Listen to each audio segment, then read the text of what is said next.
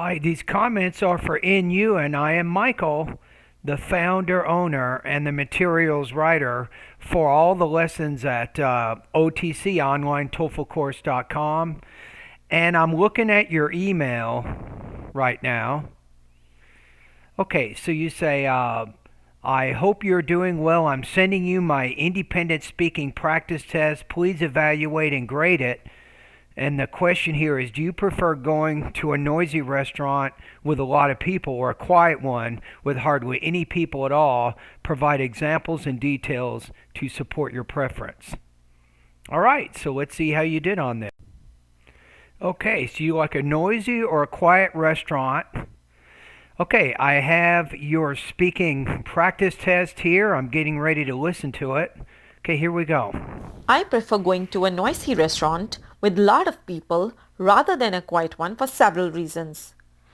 Again, for several reasons, a lot of people start out the responses like that, but it's pretty general. So if you're more focused in the beginning of the response, you tend to be more focused in the examples that you give. First of all, a restaurant which is packed with people is often a So a restaurant which is packed with people. delightful experience. For instance, yesterday I went to Cheesecake Factory with my husband. And because this restaurant was all packed, it was wonderful experience seeing people around you doing a birthday party. Seeing people around us. Now, the Cheesecake Factory example is genius. So now you're giving a very specific example of a restaurant you went to that was packed with a lot of people. Or just a family doing dinner. What's more was there was a kids party going on, which was so exciting to watch. There was a kids party going on. On the other hand, a quiet place with less people tends. But why are you talking about the kids party? What's the purpose of that example? How does that illustrate how you like being in noisy restaurants? To become boring after time. Secondly, I feel a noisy restaurant with a lot of people gives you a vibe that the restaurant is really doing good. And Okay, so when you say you, I would say it lets customers know, not let you know, or it lets patrons know, or lets us know. there is something special that one must try. Whereas a quiet one with hardly any people often gives an impression that something is missing in this place. And that's why I feel this way.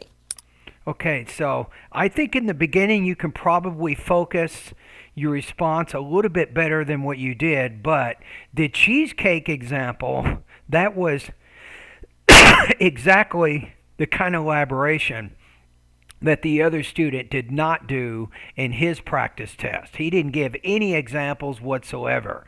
So your example was effective in that sense, right? So looking at the rubrics, I'm going to put you around 24 to 26 points out of 30. I think what might be holding you back right now is maybe some pronunciation areas. I think you can improve a lot with your bilabial consonants. Basically, the P and the B consonant sounds. I think those are two areas you generally can improve upon. So that would be my comments with your delivery. But overall, I think the language development was good, and you had a good delivery. I mean, you had good topic development in there. All right. The only suggestion I'll recommend is to consider creating a more focused introduction instead of saying I have several reasons, to support my point of view or why I feel that way. Everybody has said that before, right? So you want to try to create a more original introduction that shows or showcases your advanced grammar competency. I think that would be a good strategy. All right. Thank you.